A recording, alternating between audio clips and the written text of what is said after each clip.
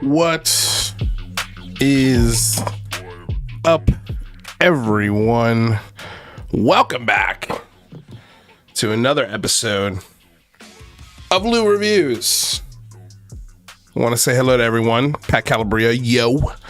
Pat with Shaken, Blaster Axe. 10:30 in the PM where they're at. They were going to go to sleep. Now they're going to stay awake. I appreciate it. Hides in long grass. Thanks for being here.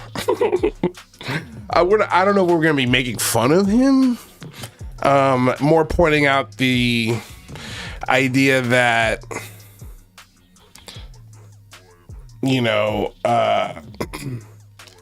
everybody's now catching up to Billy Carson being a complete scam artist. To me, that's the funnier thing. Because there have been a few content creators that have already attacked this issue when it comes to Billy Carson and his inaccuracies, both when it comes to biblical text and when it comes to other claims. We've gone over it here on this show. We looked up some of his arrest records in Broward County. We learned about a new one. I did, at least this week, which was fun.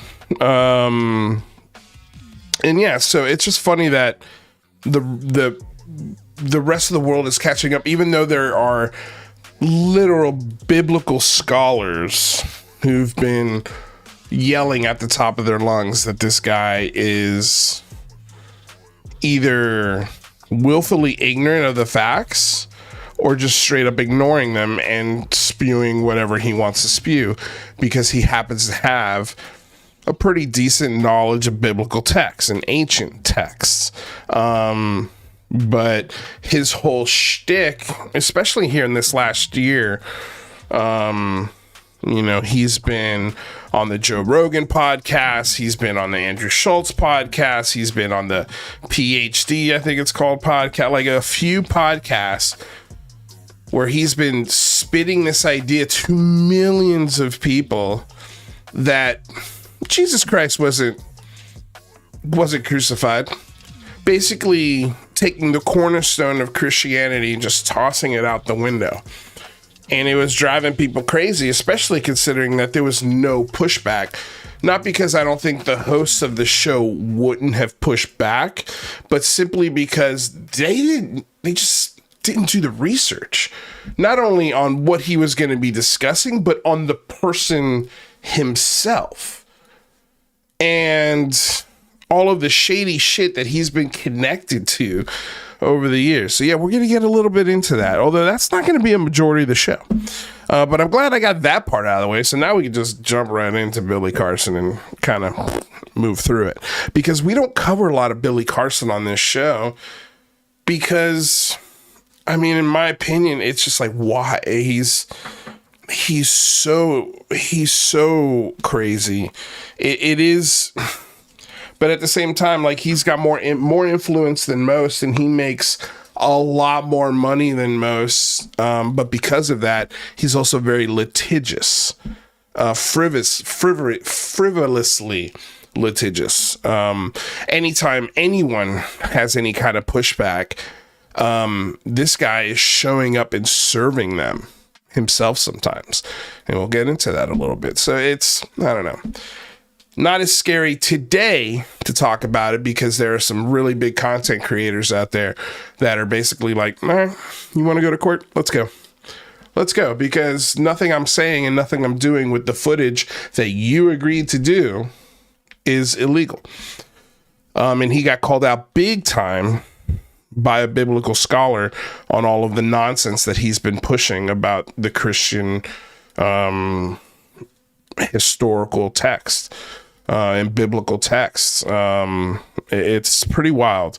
I caught up on a lot of what he's been saying here in the last 2 days. I've listened to like 3 interviews. Somebody sent me something and I finally got to watching it a couple days ago. I was like, Jesus Christ. Like, we talked about this already, but there's some new things here, and it's all coming from someone who worked with him, who is like a good friend of his.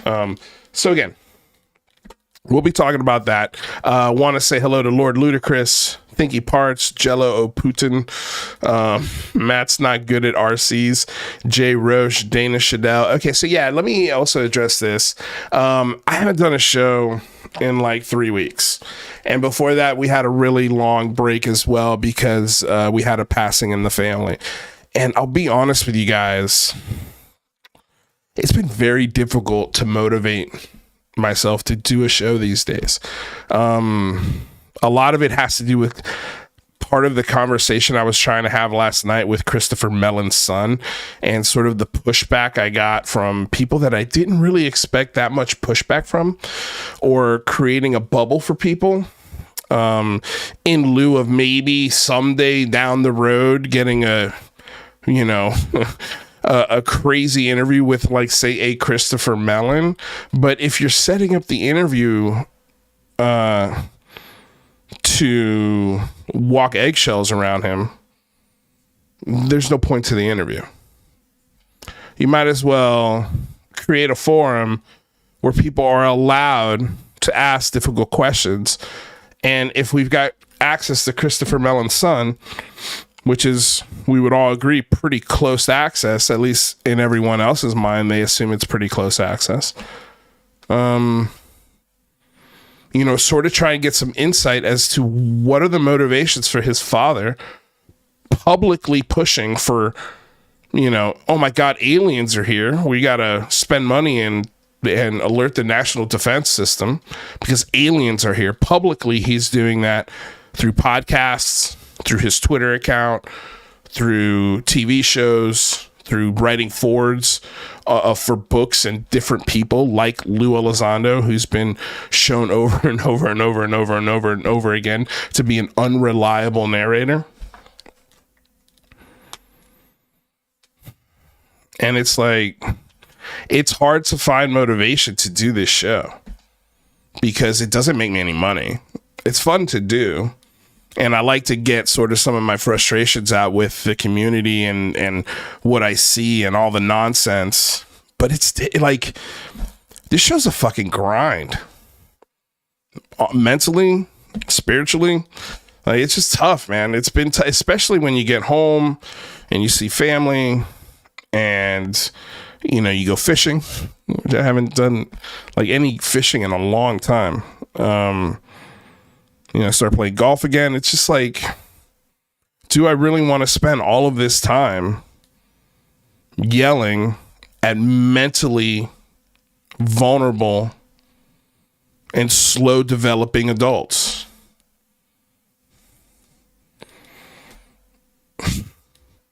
Also, when I go into a space and I ask simple questions in a very calm manner, it's looked at as some hostile act.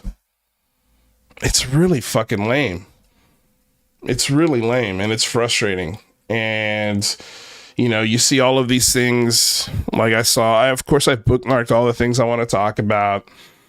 And, there were those moments, well, fuck, let's do a show today because this happened. Or let's do a show today because this happened. And then I'm like, why?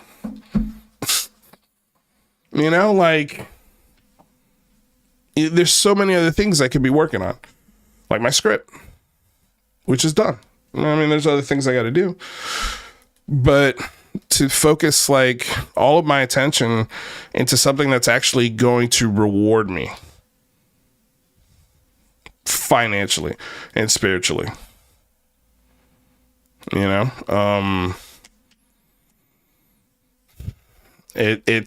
It's tough to do any other kind of content because this is the content I do want to talk about, but there is no intellectual way to do it. And anytime you do try to, it's looked at as this, again, like this fucking, you're a pariah. Any skeptic, any level-headed person, and I think that's another reason why it took me so long to get out of the rabbit hole of bullshit, is because all of the level-headed people, all of the sanity, all of the clarity, all of the common sense that should be welcomed in this conversation is driven out. It's driven out. And the only people that come back to it are the people that have some sort of personal stake in it, like me. And like I learned last night, the host of that space has a personal stake in it. I learned a lot of interesting things. And we're gonna go over moments of this space because it's so interesting to see. To me, this was the most interesting thing that's happened this week. If you guys don't know, Chris Mellon's son, Hunter Mellon, who's a 23-year-old, intern at the district attorney's office in Connecticut, goes to Harvard. Really smart kid, really well-mannered kid, very well put together. He sounds like a fully grown, informed adult at 23 years old. He articulates himself very, very well. It is strange that, by his own admission, he has almost zero interest in this topic. It's actually zero interest. It's less than 0.000000001% interest in this topic. And he doesn't think about it at all, ever. And he barely talks about it with his father. Like, they don't really talk about this stuff. And according to him, his dad, and this is where I have the issue. This is where my biggest issues come up with this. And this is where I look at it and I'm just like, this is weird. He claims that his dad, Christopher Mellon, is like not saying or implying at all that aliens are here. And he's into the topic just as much as his son. And they really don't think about the alien agenda often, or extraterrestrial beings, or reverse engineered programs, or when he's advocating lawmakers behind the scenes, what is he pushing? Is he pushing the things we see on the History Channel and to Joe Rogan, or is he pushing a national security issue? That's really what I wanted to get to the heart of and try and get some kind of insight from his son. But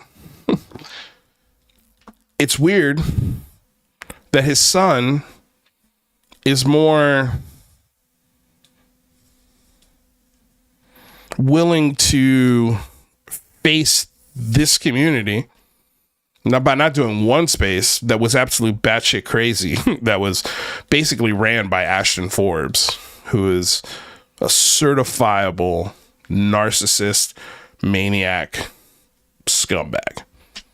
No qualm saying that at all. But then there was another space held by our friend here who we've got a lot of respect for. He goes by Paranormal Chris. He's a veteran. We rely on a lot of great information that he puts out there.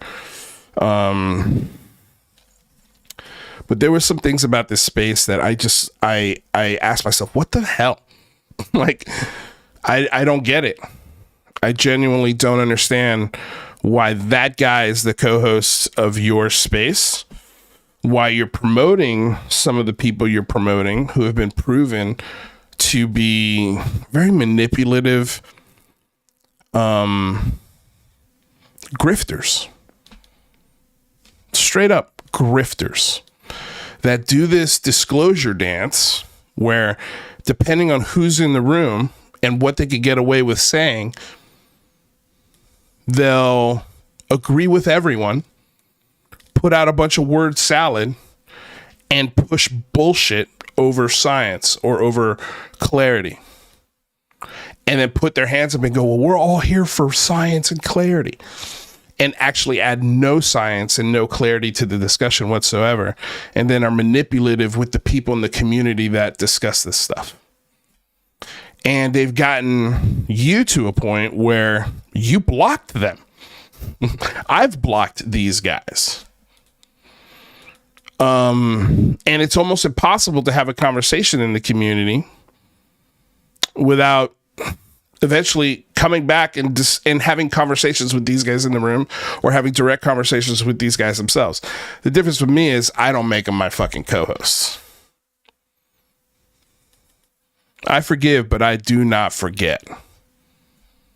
And it seems like almost like a forgiveness and for forgetfulness in these scenarios. And it shows, it bleeds through in little moments that shut down real inquiry and real questions, and trying to put, because if Christopher Mellon doesn't believe any of this shit, if he doesn't talk about it, if he's not as passionate, because the big thing in this room from all the believers that had questions for Hunter Mellon, oh, me and my dad would sit at the Thanksgiving table and talk about the X-Files and Roswell and this and that. I'm sure it's the same for you, huh? Right? You guys do that. What do you guys talk about? Actually, we barely talk about this at all. Like, those are his answers. So if that's the case, why is it publicly that your dad is implying that aliens are here? Publicly, if all you took from Christopher Mellon is what you've seen from him publicly, you would come to the conclusion that he's one of the godfathers of ufology. Just like people were calling him in that space last night.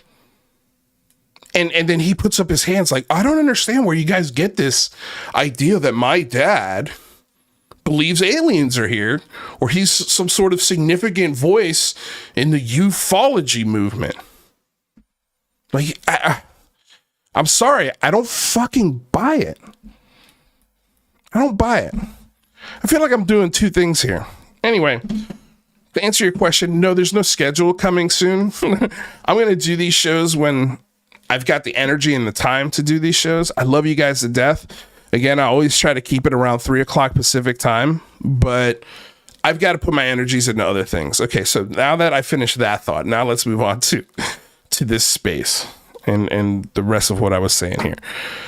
Because it's really frustrating, you know, for you to defend your dad. First of all, you're putting your 23-year-old son up as some kind of meat shield to defend your existence, I guess, to the community that you prophesize and ask help from. You prophesize to and you ask help from them. And you tell them, oh, answers are coming. Don't worry about it. It's all coming. Just keep working, keep asking, keep calling your lawmakers. And I'll keep doing what I'm doing behind the scenes. And it's frustrating. It's frustrating that you're using a 23-year-old kid as your meat shield to dodge these kinds of questions. Like, what exactly are you selling? Anyway, let's listen to parts of this discussion where I chime in and we talk to Hunter Mellon, again, Christopher Mellon's son. Let me see here.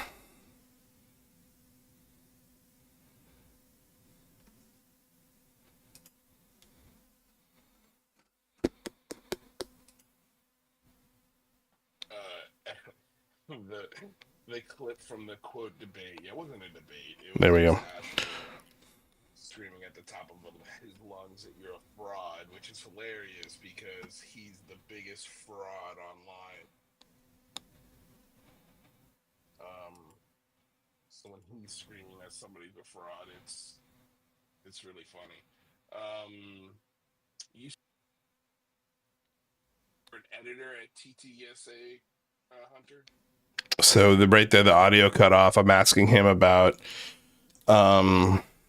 he claimed that his dad never worked for TTSA, which I was like, huh, interesting. Okay. And then he also claims, he worked a summer gig for TTSA as an editor. So I just wanted to get a little bit of clarity on that. So that's what this clip is. Oh, let me turn this up. Where I was helping edit some of their social media stuff. Yeah. I wasn't like a full-time employee. It was like a part-time thing where I was just helping them with some stuff, but yes. Can you give us any insight as to why your father in particular no longer, I guess he doesn't, what does he still, um what's the word I'm looking for, like advise the company, No, he but doesn't. he's He not doesn't have as anything. He doesn't have involved? anything to do with them anymore. I mean, he was never an employee. He was never on the board. The only capacity that he ever had was that they asked him to advise on some stuff, and he tried. Okay, so he says he was never worked for him, he was never on the board. So then why is it on your LinkedIn on 3 different like jobs that you had there? So from 2016 to 2021, he was a national security affairs advisor. And from 2017, September to October, for basically 2 months, he was the chairman of policy and science committee for TTSA. He was the chairman. Sounds like a job to me. Only 2 months, but that's what it was. Then he goes to national security affairs advisor. Then he goes to chief advisor. And he held that position for 3 years and 11 months. He was there for 5 years and 1 month. How could you not say he worked for them? Like, it's the only thing on your dad's resume other than private equity investor, national security expert, and consultant. Here's his experience: a private equity investor, self-employed for the last 4 years, chairman of the science committee, Carnegie Museums in Pittsburgh for 9 years to the present, since 2016. Minority staff director, Senate Intelligence Committee for 1 year and 4 months.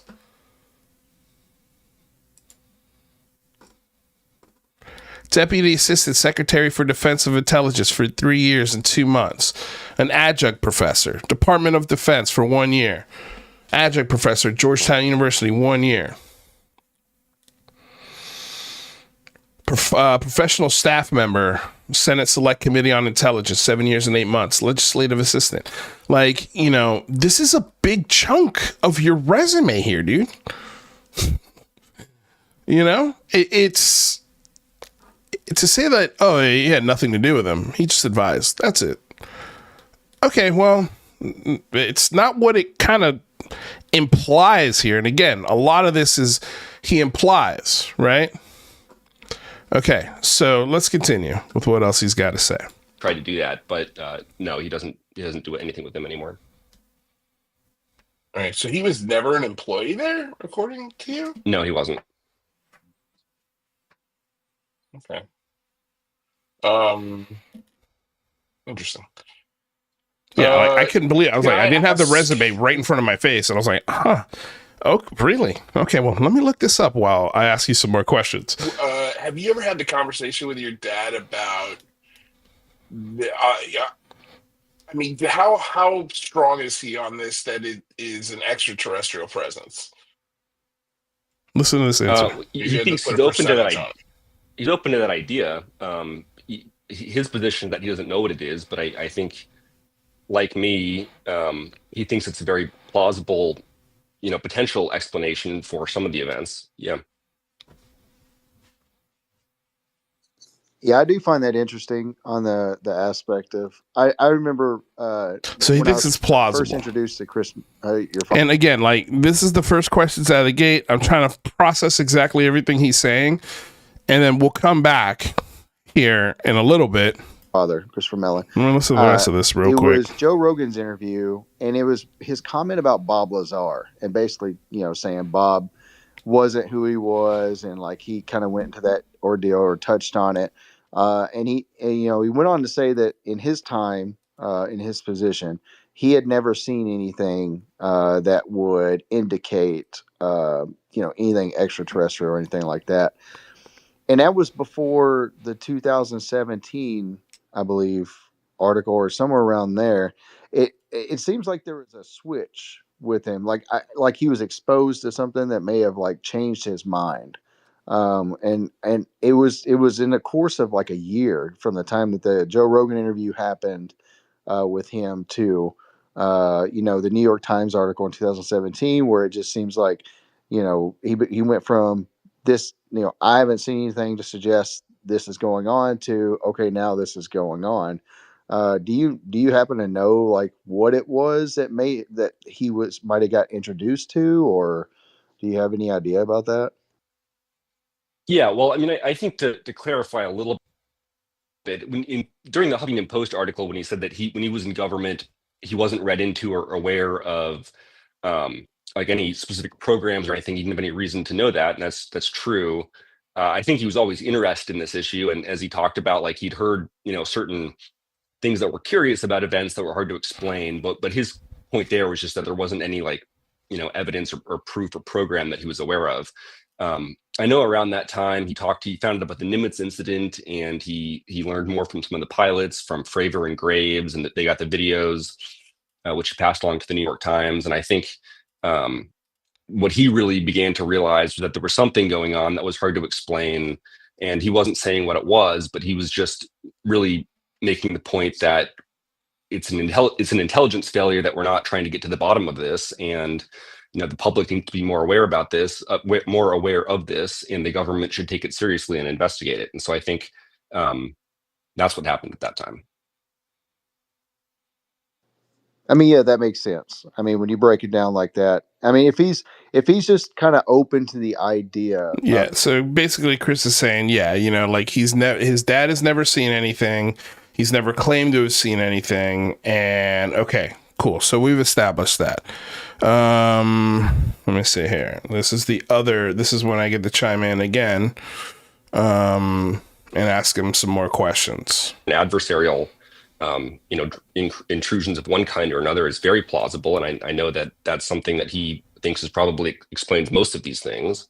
I don't know in this case if that's true, but I think that makes a lot of sense. Yeah, I think there's certainly, regardless of any one specific incident, I'm sure that kind of thing is happening all the time. And I'm no doubt that kind of thing explains a number, if not all of these incidents.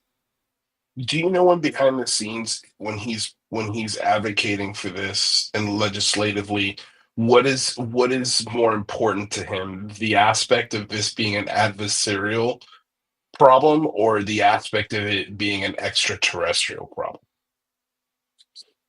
Well, I'm not sure that either one are like more important, just that his point is that regardless, we need to figure it out. And I think that kind of is true regardless of what the conclusion at the end of the day is. And so his point is just let's find out. If Congress was unaware for many years that there was a drone incursion problem, and that could be proved, wouldn't that take precedent over the unproven hypothesis? Well, if that's what it came out to be, then of course it would take precedent if it was. Which, by the way, that's what it has come out to be, which is all about the Jersey drones. We're going to talk about that here in a few minutes. As soon as we're done talking about this, we're dealing with drones. We've been dealing with drones for a long fucking time. I hope you're really comfortable with hearing drone over UFO or UAP going forward for maybe, I don't know, the rest of time. Because the drone incursion issue is now front and center of the American people. And I think the American people are about to catch up to the very scary fact that there are a lot of drones in the sky. We don't know what they're doing there. Sometimes they're over sensitive infrastructure spaces. Sometimes they're over sensitive military spaces. Sometimes they're just in neighborhoods. So what's happening? Who are they? Who do they belong to? We do know they're not alien. We know that 100% for sure. And so I think, and again, like I dig at this point a lot in my questions here. And this is basically the first time I'm trying to get him to give us an insight into, because publicly speaking, Christopher Mellon is, it's alien, it's alien, it's alien.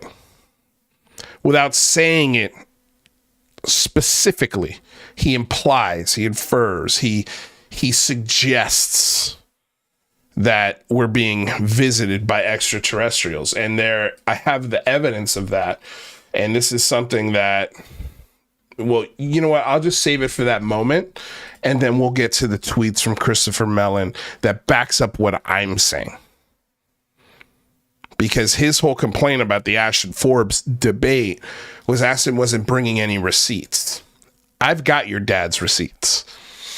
And while it's not fair that I'm holding your feet to the fire for your dad's purchases, it's the best we got right now. It's the best we got.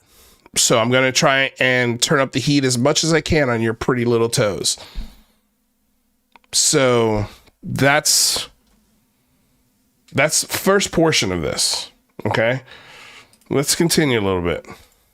Shown to be what was true. I mean, his point is that he doesn't know what it is and that we should figure it out. I mean, he absolutely contends that so he's playing dumb. He doesn't know what it is. That it explains probably a number of things, and that's extremely concerning. I mean, he's very worried about that, especially like in Guam with our sensitive facilities in the Indo-Pacific. There's a huge threat of that, and it's unacceptable. Or even just oversensitive domestic sites in the U.S. If that kind of thing is occurring, that's a huge problem. It's unacceptable. Yeah, I completely agree. So we'll get to a few hands. I don't know how long we have, Hunter, but Paul, I believe you were first, and then we'll get to Astral. Okay, so basically, I'm not going to play this part of the interview because a lot of it is just we'll get to a few questions from the audience that kind of mirror what these questions are, and a lot of them are just like tell us what you're personally into, Hunter, and I don't know, I'm in this stuff. And if the question was broad, he'd just straight up call it out. I'd be like, I don't know, that's a pretty broad question. How's the law going to change? Like, there was this really stupid question, and he answered the question with an answer that matched the intelligence of the question. I mean, he's a really smart kid. And so to ask him all of these, what's your relationship with your dad like he was a wall. He didn't give you anything. He didn't want you to know anything. So let's get to this next moment. Let me see here. Birthday 3.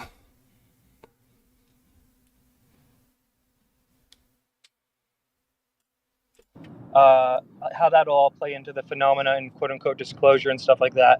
And I am curious, so you don't have to say, does your family practice a religion? Okay, so this is one of the dumb questions. Stack articles. It was like college writing for the most part. Listen to this question from Red Panda. It's like these were the types of questions that this guy was getting, but more importantly, listen to his response to it.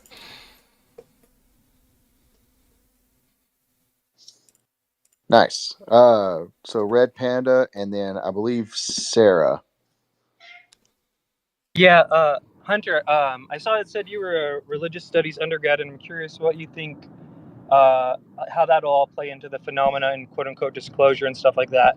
And I am curious, so you don't have to say, does your family practice a religion? Were you raised with a certain religion? And you know what I mean? How does that affect maybe your view on the phenomena?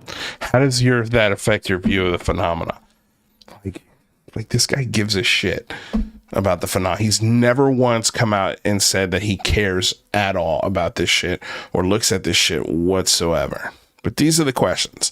But listen to his response. And we've got, it's so adorable, we've got Panda here. Lou got more questions in than any other panelist that still feels persecuted. I didn't say I feel persecuted. Never once did I say I feel persecuted. But we'll get to that moment.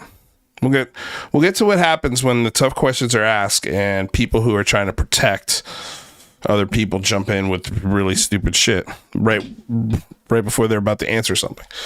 Because that's just what we do in the community. We want to ask him stupid questions like this. How does your religion affect your view on the phenomenon? Well, I don't know. We weren't really religious. But you know what? Let him answer. Let's listen to his answer. Well, I don't know what the phenomenon is. I mean, my position again is just that, I'm open to various hypotheses explaining the UAP issue. I don't know that there is a phenomenon per se. I'm very open-minded. I mean, who knows what it is? I don't have any specific theological claims about that. I was a theology and religious studies major. It was more religious studies. Personally, my family was pretty secular growing up. my parents were also open-minded, but we weren't really deeply religious. Yeah. So Cool, thank you. Yeah, we don't give a shit.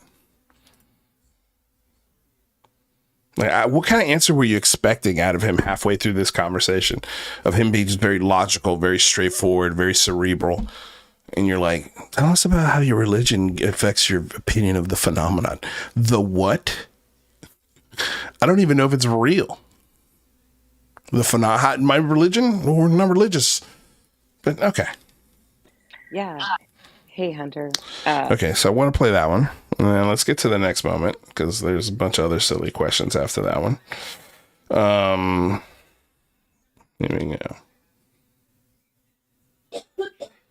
Of Twitter, but I don't think most people really are thinking about it that much.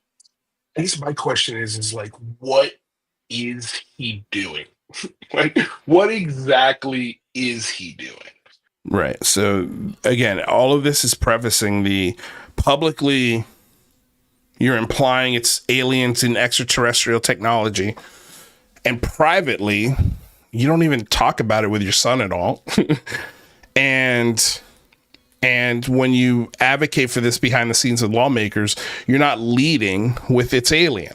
You're leading with, I don't know what this is, and we need to look into it. You're leading from what seems like a common sense standpoint, but publicly, you're all about the aliens. You're taking pictures in front of balloons saying they're alien spaceships.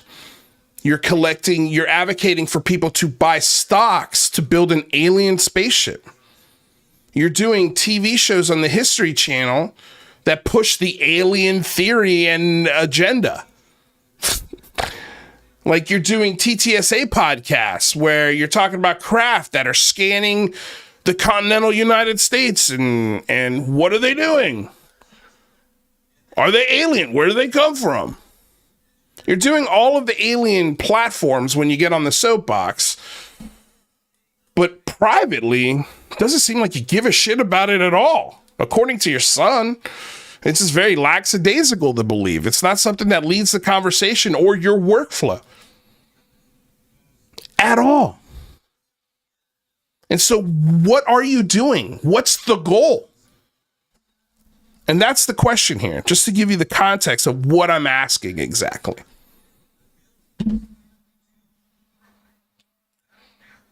What is the purpose of talking where he talks and of associating with the people he associates with?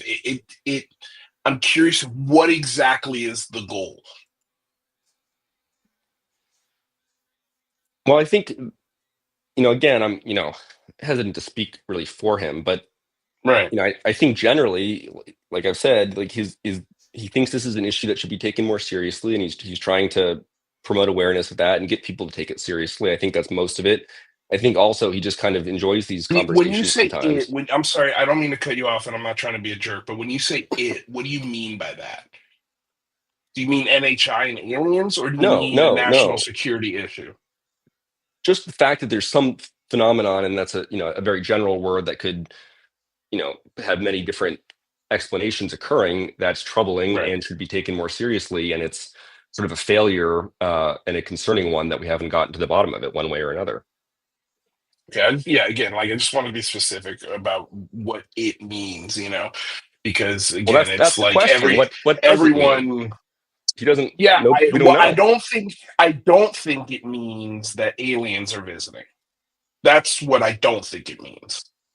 I think there are, and I think you would agree, I think there are countless other things that it could be that rationally make way more sense than the 0.00000000001% possibility of it being an extraterrestrial intelligence, So I think that's, again, like, that's the core of the question. Like, what exactly is he doing? What exactly is he advocating for? Can he be more specific on it? Because when it's this gray area where we could just attribute it to Oh, well, it could mean a multitude of things. I think that gives people the permission to take it to extremes instead of keeping it grounded in reality. And from a national security perspective, I think it's just wiser to inform the public instead of give them mystery to these things. It's like, yeah, there are some of these we don't know what they are, but it's not because it's an alien tech, but it's because we just don't have all of the information. We don't Right, have all of right. the data. Yeah. You Yeah. know, I, so right. that's all. Exactly. I mean, his whole point is that we should try to figure it out. I mean, he's No, not saying see, what it that's is. the He whole doesn't know thing. what it That's is. not his whole What- point. His whole point publicly is that it's aliens. It's probably most definitely aliens. That's what he publicly is known for. And the reason why this is important is because this conversation right now turns into a part where they talk about the extremism of it. And the questions that he starts getting in this part of the conversation are, especially from one guy, very just like he keeps asking the same question. Like, your dad has secrets, doesn't he? He's seen the goods. He knows the aliens and where the bodies are, but he just can't release it because why? Tell us. Is it because he thinks we can't handle it? And his son is straight up saying, no, my dad has never seen any of that stuff. Yes, he has. Tell us the reason why he won't release it. No, my dad has never seen any of that stuff. And you see how the fanatic cannot hear the answer to the very question that they're asking because they're so blinded with their belief system that they just keep hammering it and hammering it and hammering it and hammering it and hammering it. And the reason why that's there is because publicly, when he's at UFO conventions, taking pictures with little Nazi girls and Linda Moulton Howe, and when he's doing, Ancient Aliens, and when he's pitching stock for a company that's going to build an alien spacecraft, you get fanatics that want the answers. And no matter how many times you give them the answer, they're not going to hear it.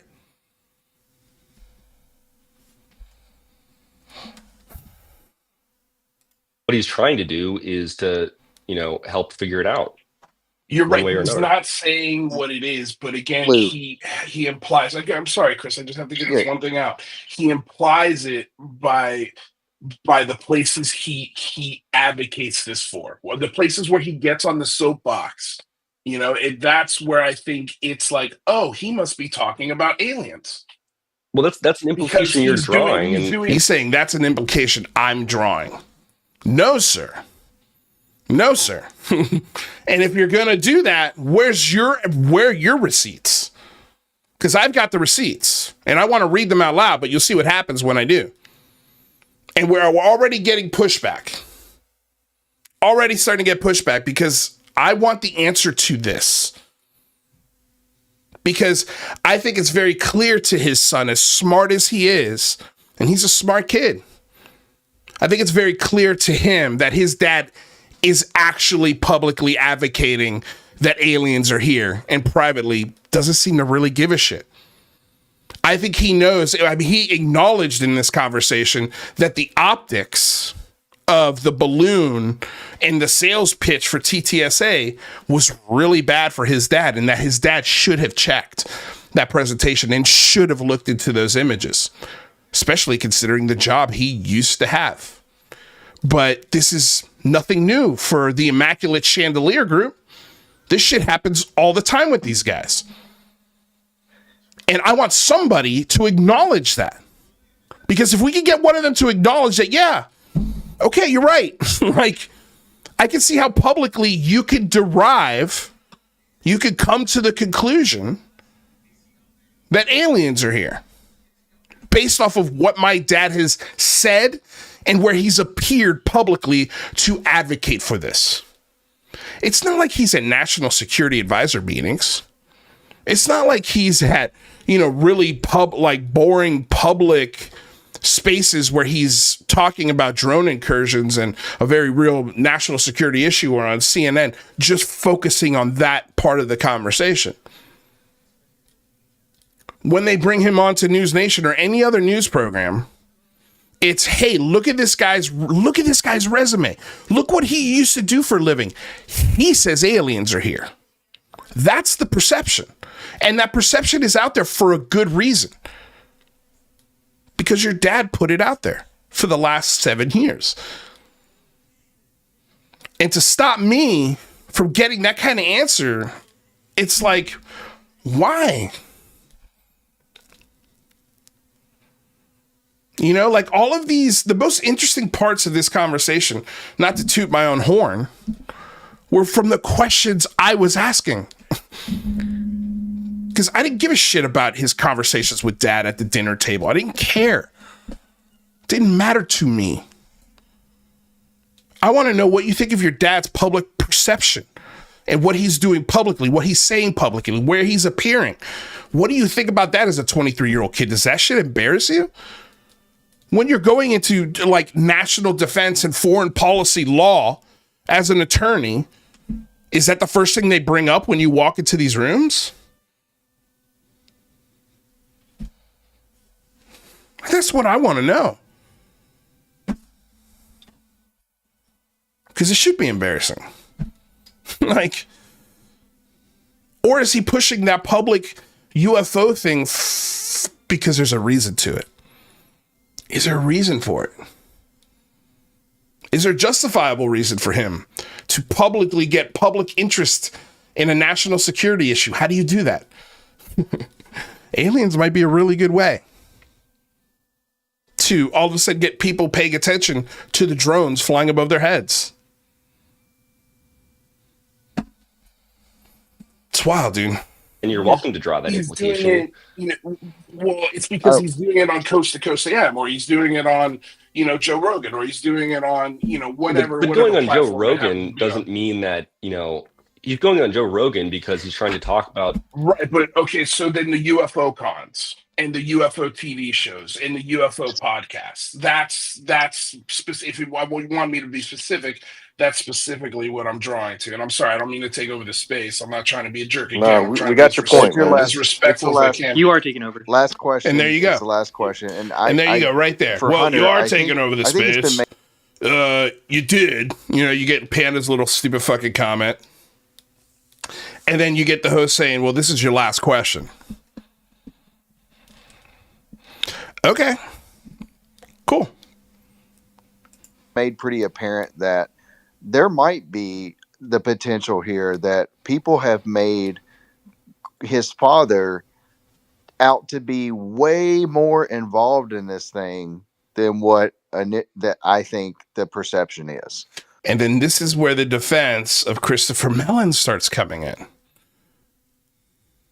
Like, oh, maybe he just didn't mean it. Based off of the well-demeanor, respectful 23-year-old kid that he produced. We don't get to give the man a pass because he's putting his son up as a fucking meat shield. That's not the way this works. And there's a lot of this that happens from this moment on. And I'm not mad at anyone, but it is frustrating.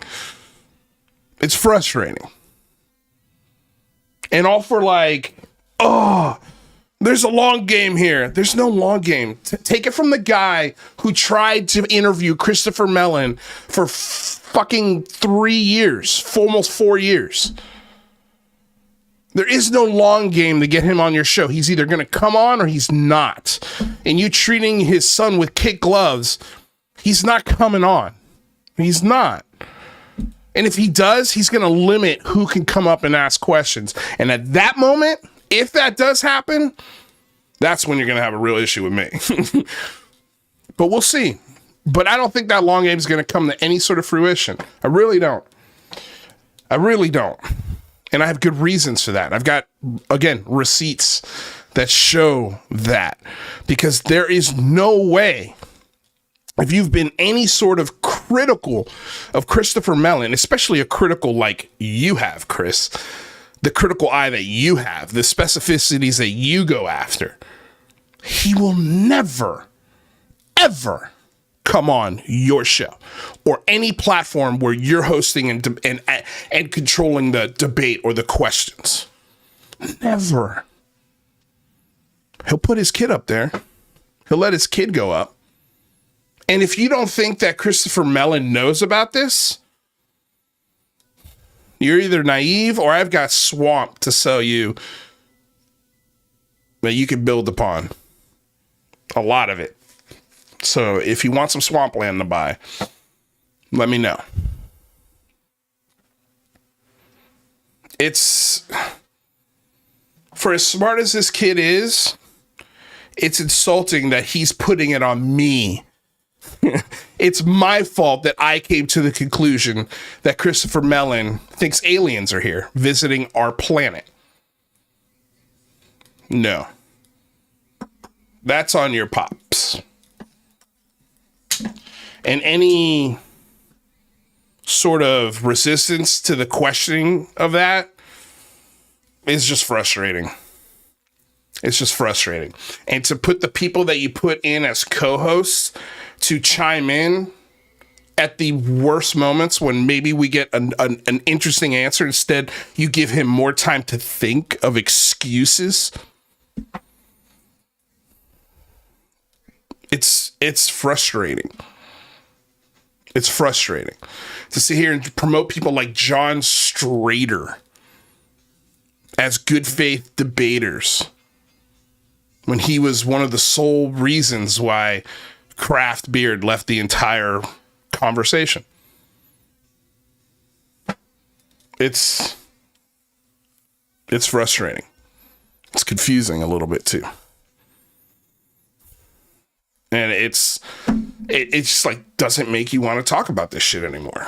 Like, it's like, and the one of the most interesting things that I learned out of this conversation was everyone who came up, almost everyone, brought up their dad and how much their dad or a parental person was an influence and a common point and a bonding thing to talk about. It was something they bonded over. And it was funny to me that, you know, I didn't know. I know Paranormal Chris came from the TikTok world, but I didn't know he was a paranormal, like, ghost hunter investigator, I guess. And he came at it with a, you know, skeptical eye, which I assume he did, because that's what he's doing in the UFO community. Kind of got out of that realm and now is on Twitter in the UFO discussion and bringing a lot of great information and having moments like this where we can talk to the son of the person we really want to talk to. But let's be 100% real. The only reason why we want to talk to this kid is because of who his dad is. Period. Full stop. Anyway, I lost my original train of thought of what I was getting at here, but it's just frustrating. It's frustrating to see how quickly we walk on eggshells and put on kid gloves to protect these people, not even from attack. Like, it's not like I was going at as hard as Ashton Forbes,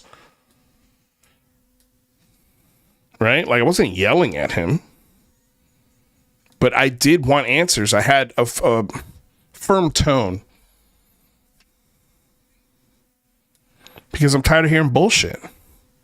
And I'm tired of people like Christopher's son putting it on me that it's my fault that I think Christopher Mellon is saying aliens are visiting our planet. It's my fault. It's your fault.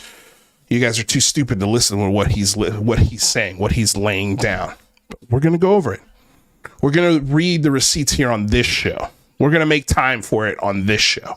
We're not just going to reference it in a pill that no one's going to look at.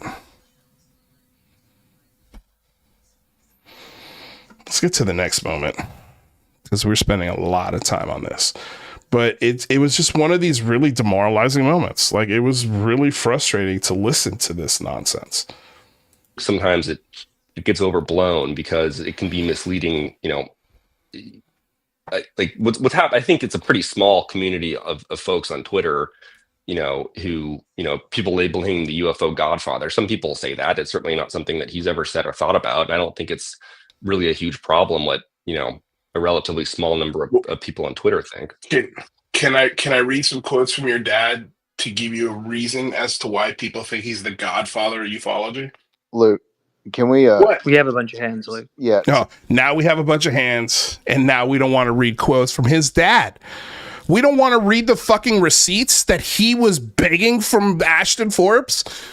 Here I am, bringing the receipts. And all of a sudden it's a problem. And now all of a sudden now there's hands. Again, I don't think I've spoken the majority of this conversation. This is almost a 2 hour long conversation. And I've selected 1, 2, 3, 4, 5, 6 moments in this conversation where I'm pressing him on questions that amalgamate to maybe 10 or 12 minutes of this entire conversation. But now I'm the problem in a skeptic space. Dude, it's gross. It's gross. I'm going to play it again because it's just like, sometimes it gets so overblown because it can be misleading. Like what's happened. I think it's a pretty small community of folks on Twitter.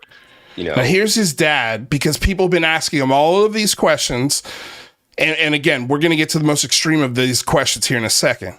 But like about his dad and the relationship and the belief and the phenomenon and what is it? And he's like, well, my dad publicly has never said it's been aliens. Publicly, he's never advocated for that. Publicly, he's just said he doesn't know what it is. And the community's like, no, we want to know what it is.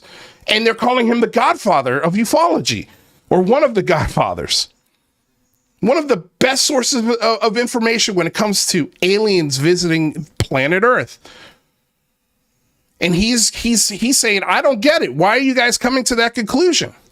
And here I say, well, let me read you some quotes from your dad from his Twitter account to give you a little bit of an insight as to why these people in this room are asking you the questions that they're asking you. And the resistance I get here at this moment is the same resistance I used to give to people in my forums when they had moments like this.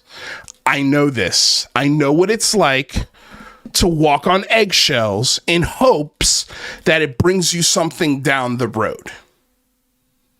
And the problem with that tactic is that you're setting yourself up for failure if and when you do get that interview down the road.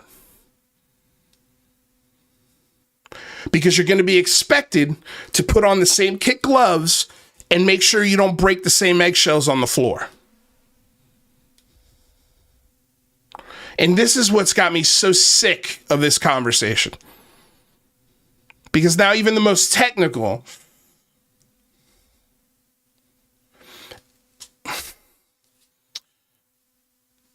the thing that I learned about Chris in this discussion is that his dad was so wowed that he had a friendship with John Greenwald. If there's one thing I am so grateful for, is that not one of my parents were into this topic. And when I told them about my experience, they're like, okay, kid, go do your fucking homework. Like, there was never conversations at the table about this topic. There was never an encouraging of my experience about this topic, even when I had the biggest show on the planet. Like, oh, we're proud of you, but hey, just be careful. Just be careful. And I think when you have strong bonding points like that with this topic, when this is a topic you bond over your father with, or your mom, or a kid, or an uncle, or someone you really respect, those are the things that your belief system holds on to and defends any critical thought like fucking Bruce Lee or Jackie Chan. And I think that's what your belief system did here, Chris. There was nothing about this question here that prompted, whoa, come on, Lewis. Come on, man. What are you doing? I'm bringing the receipts. Now all of a sudden you don't want to see them? You're the king of receipts. Now you don't want to bring them up? After all of this grandizing that it's on me, that my belief system or my understanding of what Christopher Mellon is saying and doing, it's on me. The reality is he's never said or advocated that extraterrestrials are visiting ever. And so, okay, well, let's see what he says. And this is the response I got to bringing receipts. Who, people labeling the UFO godfather. Some people say that. It's certainly not something that he's ever said or thought about. And I don't think it's really a huge problem what, a relatively small number of people on Twitter think. Can I read some quotes from your dad to give you a reason as to why people think he's the godfather of ufology? Luke, can we what? We have a bunch of hands, Luke. Yeah, Oh, so I do have, just to be fair, Luke, I do have to cycle people in and fair. out just because there are people coming in and out. I didn't maybe find if it. Hunter comes in another time. I didn't find it. Let this shit speak for itself. Way more to talk about, and you can get excuses like this from Panda. To say his dad does not imply that aliens are here is not being honest with the representation of how his dad has influenced this community. It's just not. Right, but we're here. Period.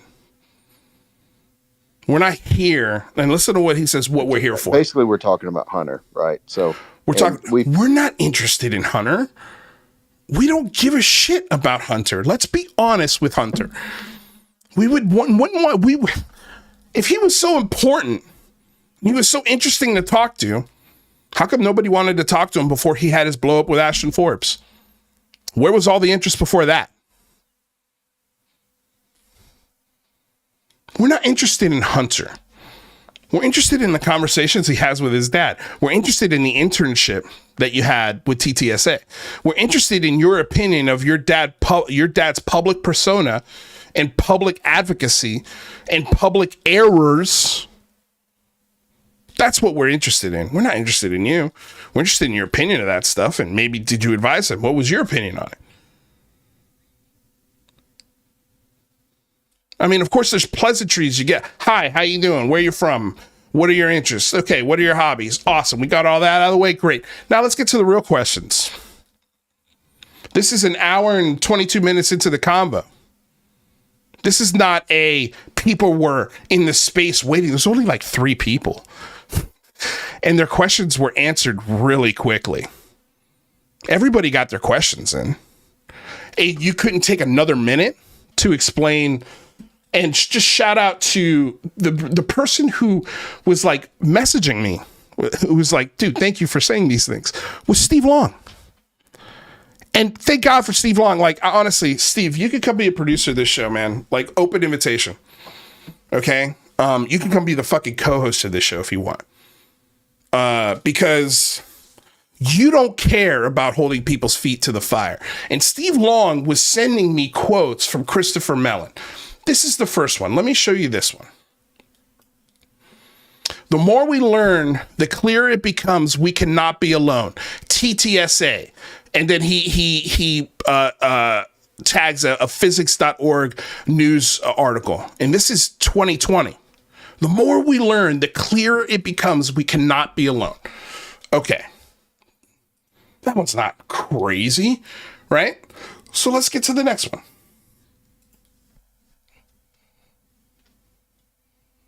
And this is the next one. Congress's determination to investigate credible reports that the U.S. government has recovered off-world tech is immensely important. I'm confident that if they can continue on this path and obtain the data already provided to the ICIG, the truth will come to light. What's the truth? That's what I'm saying. Like, you leave it open to this fucking mystery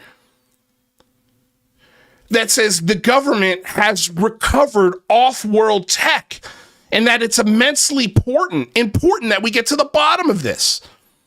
Oh, I don't know why they call him the godfather of ufology. I don't know why people think he say aliens are here and that he's seen top secret information that would confirm aliens are here.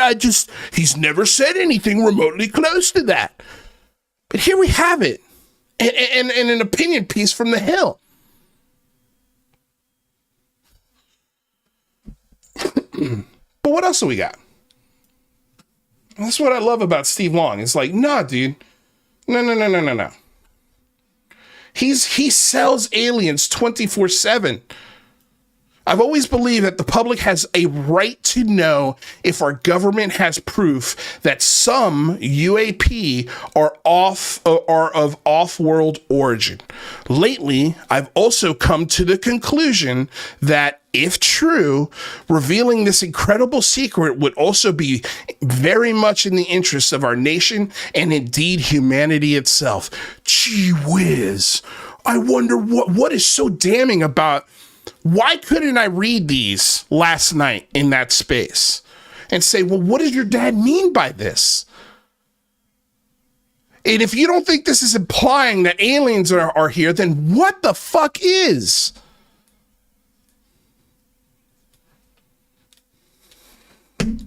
Just because it's his son doesn't mean he shouldn't be excused from these questions. Because again, it's the best we're going to get. The fact that his son went out there publicly, not once, but twice, and in my opinion, does not look good in this conversation. Not only to just me, but to everyone else in there. Like, if I was a hardcore UFO believer, I would have walked away from this conversation going, what the fuck was that? It's like he doesn't even give a shit. He's so nonchalant. He's so by the book. He's so technical about it. There's no heart. There's no soul. It's just like a robot telling you what he might believe in or what he thinks is a possibility. Sure, it's a possibility. But honestly, I don't think about it. I got 10,000 other things to think about. Like chicks. Like, dude, it's insulting. It's insulting. It truly, truly is that, you know, again, like, and idiots like Panda are going to sit here and turn this around as if I'm the one who's being unreasonable. I'm not. I wasn't being unreasonable in that conversation. It wasn't unreasonable to bring up the receipts. Would it be so bad if Hunter went back to his dad and been like, Jesus, Dad, like, stop doing UFO shows? Because people are out there believing that you're a UFO believer, that you've seen top secret info. And at first, I didn't understand, but now I kind of get it. Stop tweeting about this shit. Stop doing TV shows, Pop. Like, you're an investor. Apparently, I mean, and again, we touched on his finances too. And if you guys want this whole conversation, I'll send you the link right now. I'm going to copy the link. I'll put it in our live chat.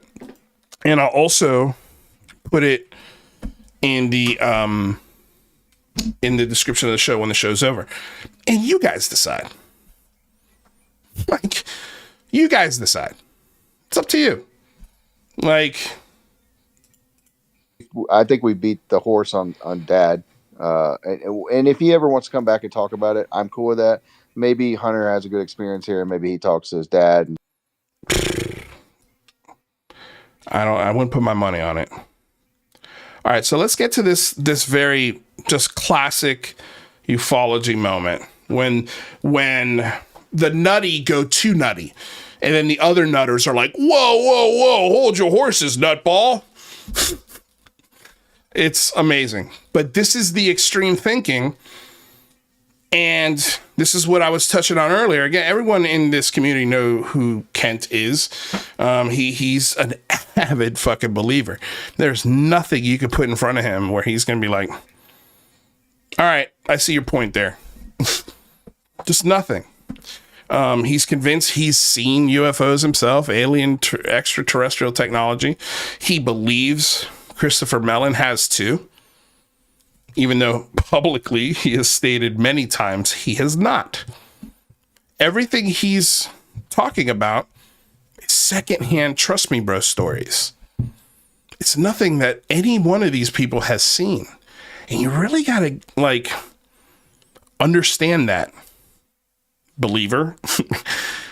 Every single person that has publicly come out from the government perspective, whether it be Ryan Graves, the only person that has had eyes on, and that's saying it loosely because he was over a mile away when he first had eyes on it, is David Fravor.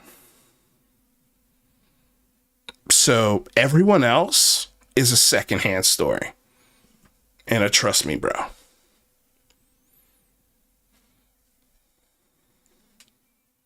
Let's check this out. I'm aware of your father's, history, obviously, as Deputy Secretary of Defense. And I've always sort of been fascinated. It's like some of my questions about Lou about, I would imagine your father has seen things that give him a great insight into how much of the phenomenon is real and how much of it may or may not be earthly and non-earthly. My question that I would love to always ask Chris Mellon is, with his background and with his knowledge, why is it that we don't ever get an explanation of the decision-making process that stops it being released to the public? We know that it's all kept in, super secret programs or whatever we want to give it, whatever nomenclature we want to use. The question I would ask Chris, if I had a chance to ask him personally, would be, why is the decision-making process never discussed? We never see an organization chart showing how these decisions are made. We never see any justification of the decision process. We just get told that, if we told you this stuff, your brain's going to melt and fall out your ears, so we're just not going to tell you. I just wondered if you wish you would, I followed you too, so, if you ever got a chance to ask your father that and give me an answer, that would really make my day. But I just wondered what you thought of that question, and if you don't mind, Chris, what people thought of that question. Well, if I understood your question correctly, I guess I'm not completely sure that I agree with the premise. Yeah, of course he was in government, as I think he's been clear. He didn't see stuff there that really touched upon this directly. So he was Deputy Secretary of Defense at one stage, wasn't he? Yeah, yes, he was. But what decision-making process specifically are you asking about? Well, see, one of my criticisms has always been that we get told that stuff is classified or that we can't get told it because it's just so bad that it's going to make us all very somber. Who's saying that? But we're never told. Well, we get told that by Lou. We get told that by TTSA, that this stuff's so catastrophic. You get implied that from his dad.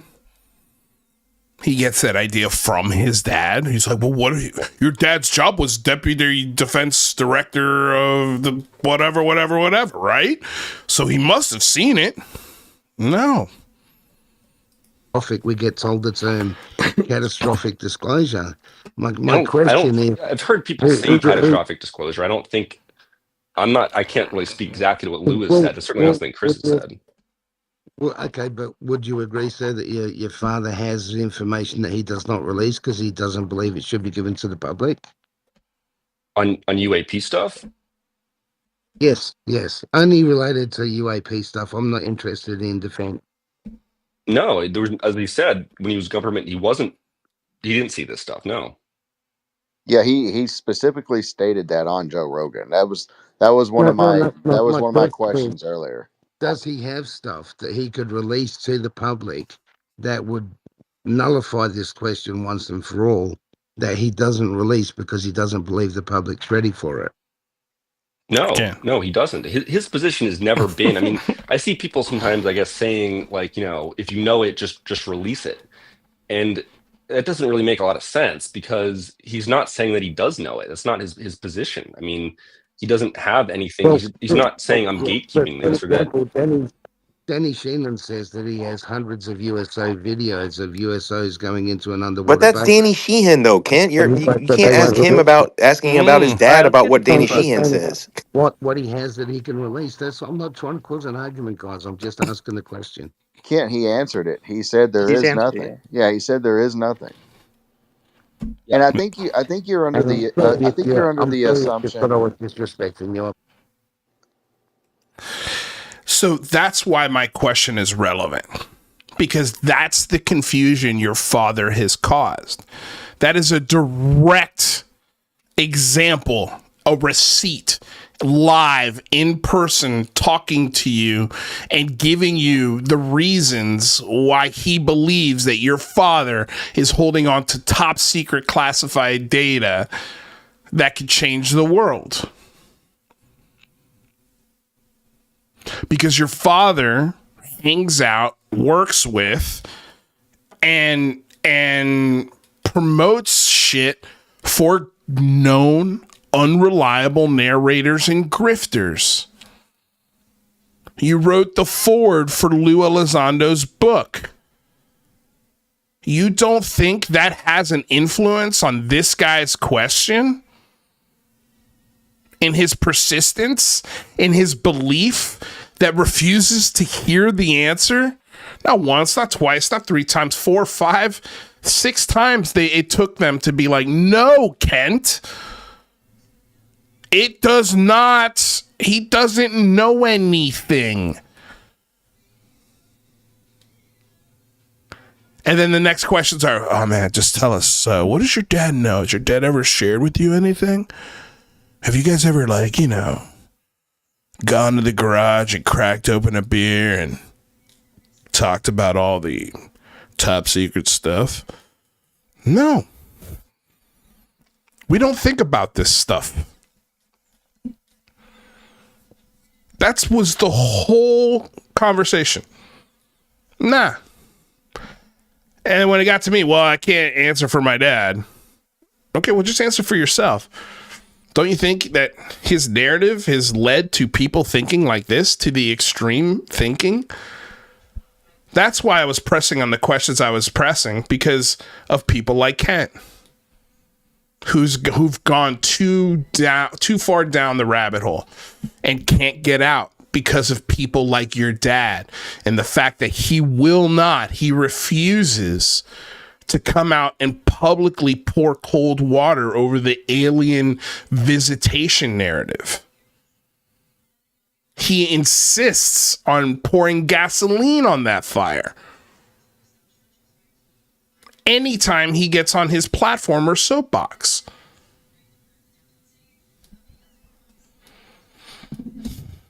I can't believe my questions were too much in this form. Shocker. Absolute shocker.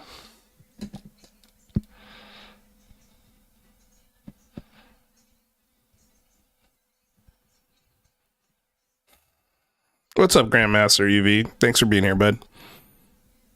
Bobby Broadway. Simon Fly.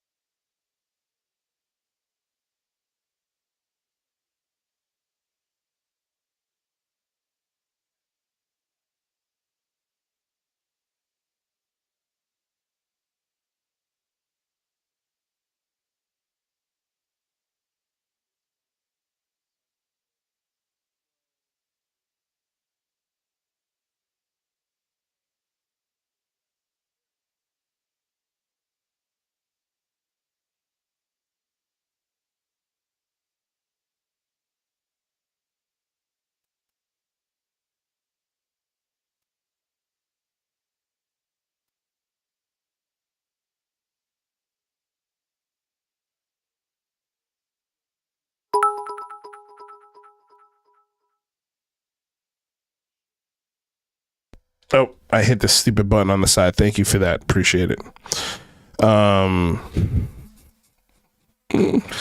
Let's see. Man. All right. Well, anyway, so this whole, the next thing I was going to talk about, I didn't go too far into it, so I'll just repeat it. Appreciate the comments. Andres, thank God Andres is here. Yeah. This little button, man. Anytime I just move this, sometimes it rubs up against this mute button on the mic. I wonder if I should turn this around. Anyway. So we were talking about this UFO flap, and it kind of started here on November 30th, around November 30th, with this Arizona UFO photo that Mick West and Debunk so eloquently turned out to be, again, reflections from lights down below reflecting in the lens, creating this illusion that these triangle craft with center lights are, you know, above the skies of fucking Arizona. And since this has happened, there have been, and here's the video of it.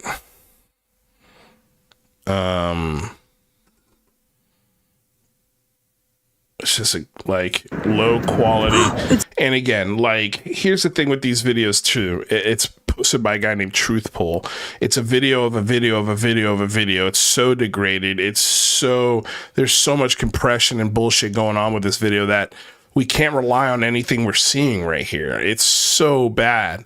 And it's like, yeah, these guys got a video of it, but how come no one else did? How come they're not moving? How come they match up perfectly with these lights down below here? Like, there could be so many different reasons as to why this looks this way. And, you know, at first, insanely compelling. And then when you add some common sense to it and break it down, it makes sense that this is just a reflection. Okay. And again, like, there's never any metadata. There's never any source. It's just, let's get the video. They came back. Look at, bro, they're coming back. The lights are coming back. Sometimes, like, there's three. No music. There's 3 aliens. And look, this is like compelling. You hear the kids. They're like, oh my God, the lights are coming back. This is crazy. Holy shit. Like, it's like, okay, wow. But if this was really happening, there would be another person filming it.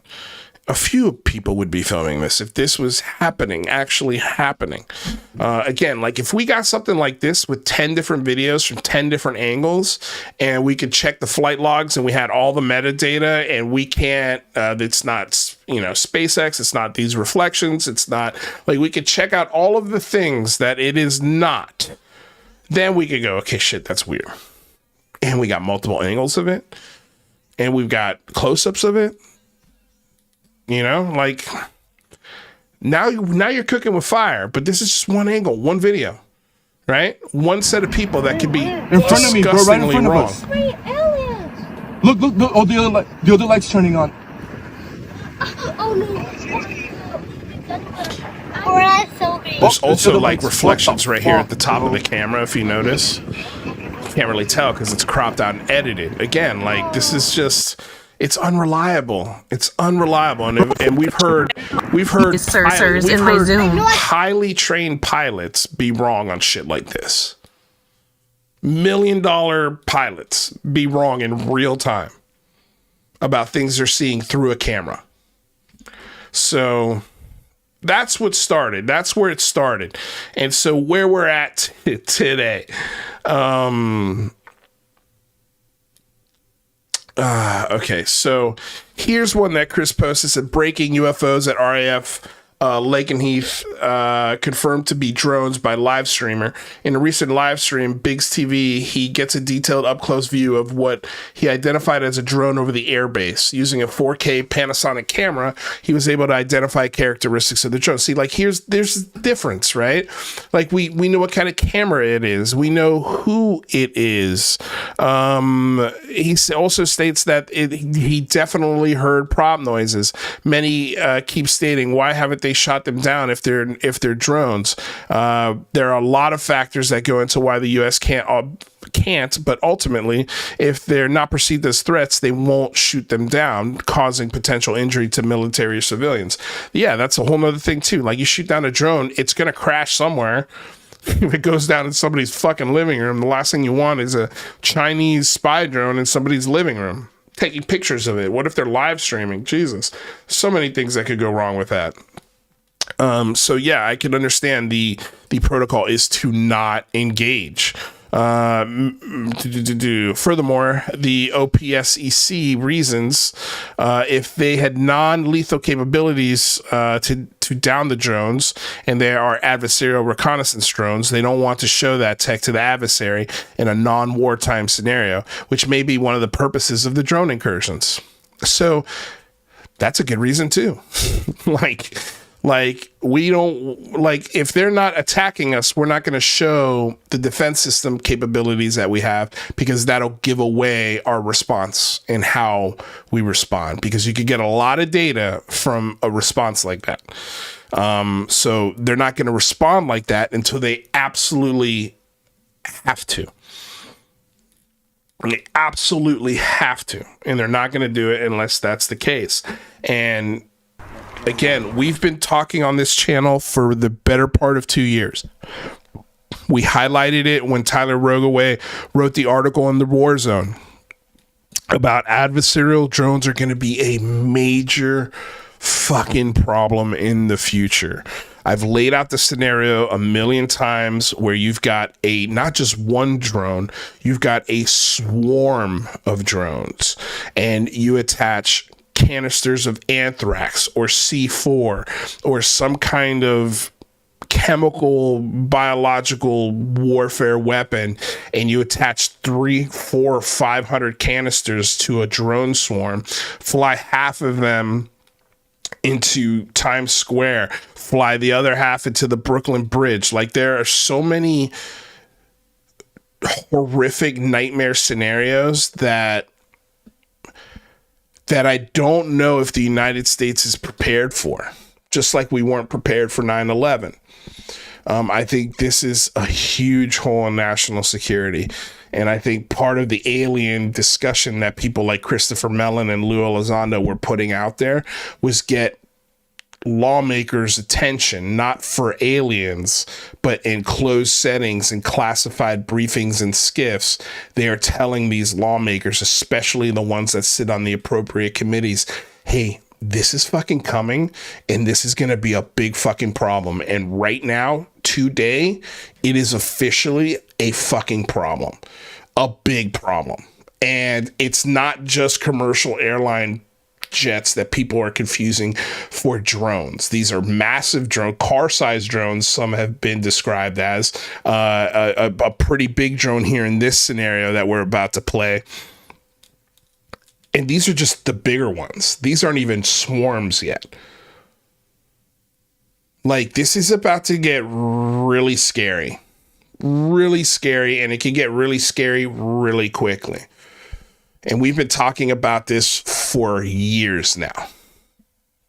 And it seems like the entire UFO community has finally caught up to the fucking fact that there are a lot of drones in the sky, and we can't account for a lot of them.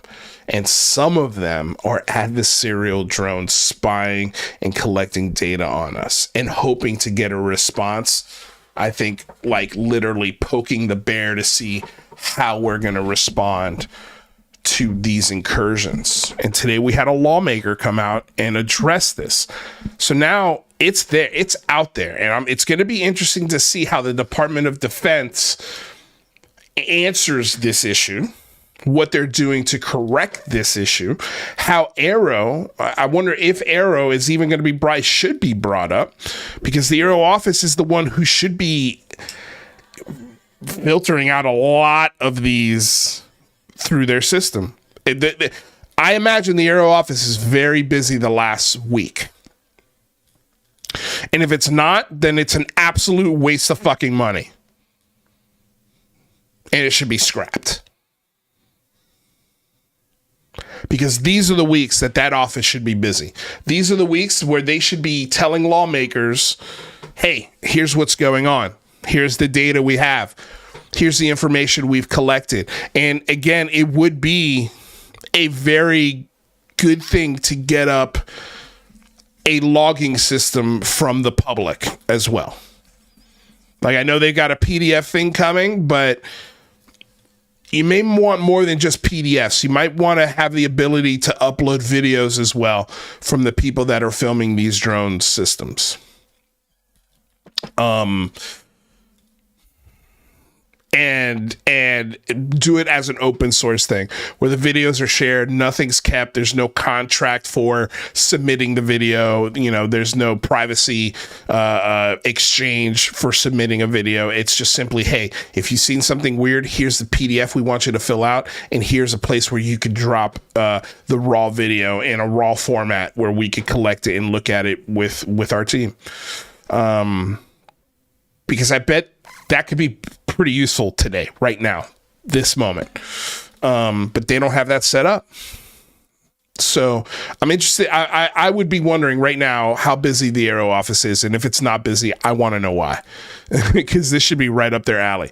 This is the whole point of the office, is to get these anomalous drone systems and bring clarity to them for lawmakers so then they can make an informed decision on what to do.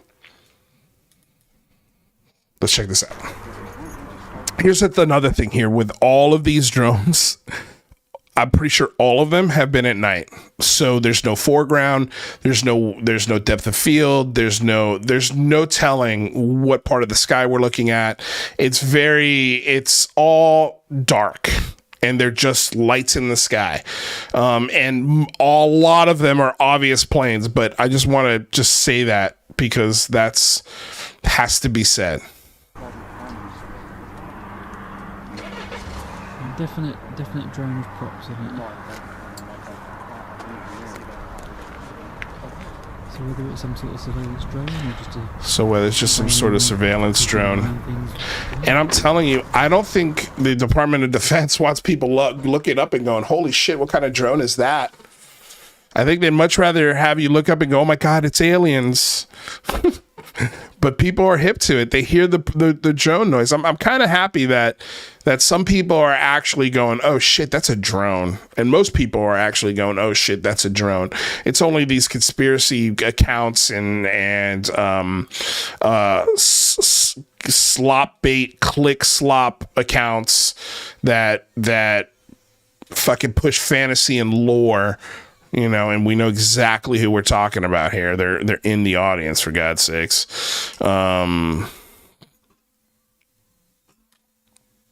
Yeah, it's annoying.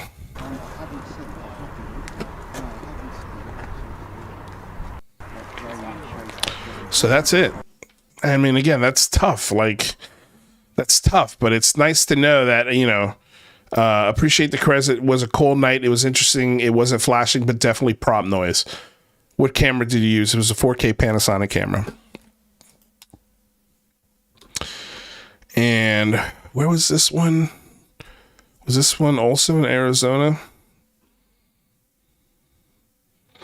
Where is Lakenheath? Where's that Jersey? Where's Lakenheath? RAF, Royal Air Force. Oh wait, this is the UK. Yeah. Okay. So yeah, this is so this was the stuff that was going on in the UK. All right. So I don't think we need to watch this 2-hour video of a red blinking light that turned out to be a drone, but it's there if you want to look at it. Okay. Let's go back to this here because there's other drone footage here and other things that lawmakers said, which is absolutely insane. Okay, now wanted to play this clip from George Knapp because I thought, oh, this is hilarious. Listen to this. We build craft that look like their craft. They build craft that look like ours. It's underway right now. These drone things that are popping up over air bases, drones, a nice prosaic term that calms us down. Well, maybe somebody went to Amazon and bought one or Walmart or something. They're trying to shoot those things down. They haven't been able to using the kind of sophisticated anti-drone technology. It doesn't work on these things. I think those drones they're something else, and they're telling us something. We built. So now George is saying that the aliens are building their craft to look like drones, and that we've tried to shoot them down but can't. There has not been one report of any military personnel or base or anything that has tried to shoot these things down. That's just a straight up fucking lie. And this, again, implying that, the aliens are making the drones the aliens are making their spaceships look like drones, so we say they're drones. Boy, when facts start to make the mystery look a little less mysterious, that's when the idiots start jumping through hoops with excuses like this. We build craft that look like their craft. They build craft that look like ours. It's underway right now. These drone things that are popping up over air bases, drones, a nice prosaic term that calms us down. Well, maybe somebody went to Amazon pissed. and bought one. We're not talking about Amazon or Walmart drones. We're not talking about even high tech and I want to say like commercial drones. We have gone over on this show, and you guys can go look it up your fucking self. There are commercial and industrial drones that could fly for more than 2 hours, that have radar, weather technologies on them. They have infrared on them. They are used to secure things like stadiums and big events like concerts and Olympics and things like that. There are a lot of commercial applications, land surveying for drones with these capabilities that could stay in the air for a long fucking time. And they've been around for more than 5 years. Straight up. They're not hard to find. Okay. And we've shown them on the show. I'm not going to dig it up right now, but this idea that some Amazon or Walmart drone is just going to fly over an Air Force base is ludicrous. And that there are not deterrents in place to bring down simple drones like that is just factually incorrect. Again, they have like basically drone guns that can get the frequency of the drone and bring it safely down to the ground without crashing it. They use that at the Super Bowl, the World Series. It's just crazy. This is just not accurate. Let's see what Jeremy Corbell has to say about this nonsense. And we got a Jeremy Corbell 2.0, which is, maybe if we got time, maybe we'll talk about that. In this episode of Weaponized. It was one of the film crew maybe that went, what the hell is that?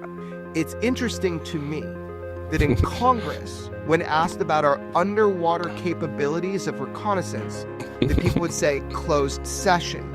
I believe it's the British Army who've been sent out there now to help patrol the perimeter. They've got police all around the area. Locals are totally spooked. Press is shut up about it in this country. Chris Sharp this is his life goal. He's reached the tippy top. This is Mount Everest for him.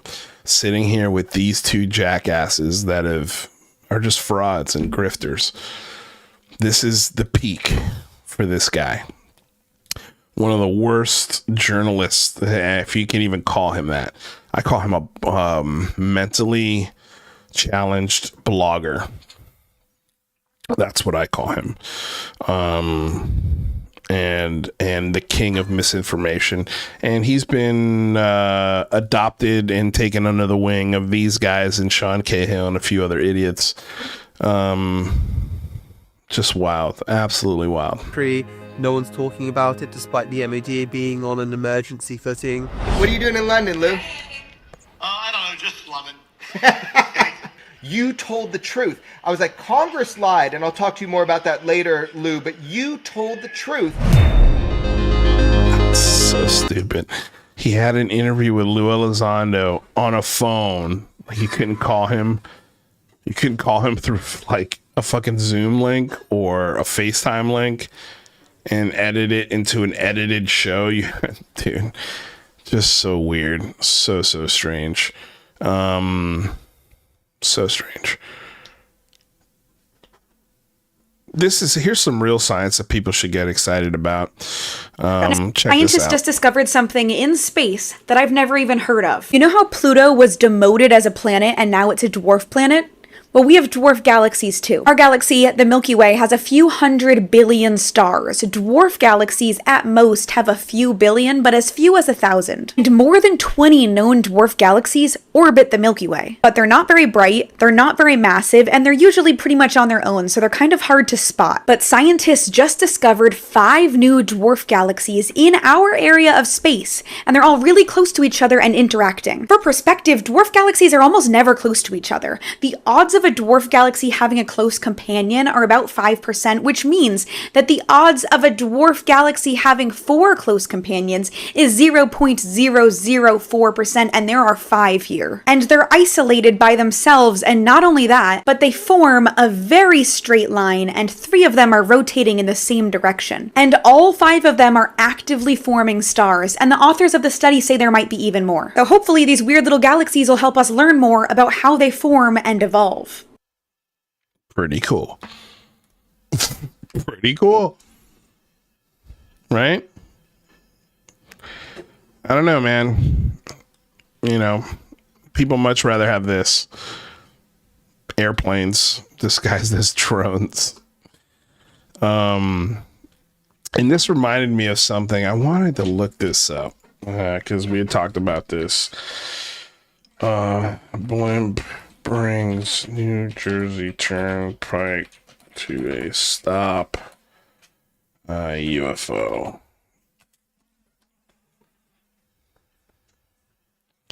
So this right here, this happened a couple of years ago. We have to talk about what happened. September 16th on 2020. And this was a big deal. Okay. And it kind of reminds me of what's happening now with this drone flap. This UFO flap, whatever you want to call it, and mass hysteria, and this idea that a lot of people can get something disgustingly wrong. So and also it just reminds us how short of a fucking memory we have in this community, because there's a lot of hysteria right now with these drones. Some of it is valid. There's good reasons to be upset. There's good reasons to have hysteria. But most of the times, most of the videos that people are turning in, especially online, are just commercial jets. Most of them, that's what they are. But I wanted to remind everybody of this moment right here, because this actually happens. In Jersey on Monday, people thought they saw a UFO. Some even got out of their cars. Watch. Yo, I don't know, but everybody stopped to see the aliens. It says, that's what everybody said, bro. So the people are stopping on the New Jersey freeway. Now, again, remember, this is 2020. This is like right in the height of COVID. This is what this turns out to be is hilarious. But how many people stopped on the freeway? And again, this goes to show, like, if there were these massive UFOs in the sky, the size of football fields, people would be recording them all the time. And it just, for some reason, it doesn't happen. And for a moment here, people thought, oh my God, it's happening. It stopped an entire freeway. Look at that thing. It looks like a triangle with a blue light in the center of it. What is it? Oh my God. I got some bad news for you all believers.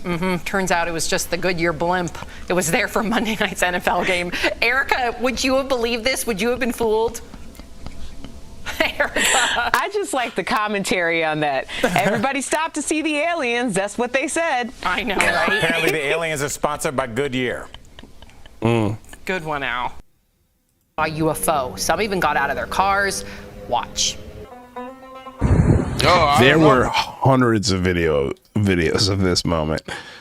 Everybody stopped to see the aliens.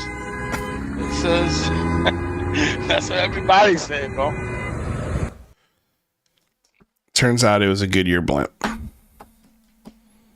So all of these videos that you're seeing, you know, these mysterious drones, spotted in New York or Jersey, you get this picture and then you zoom in on it and it's clearly a commercial fucking jet.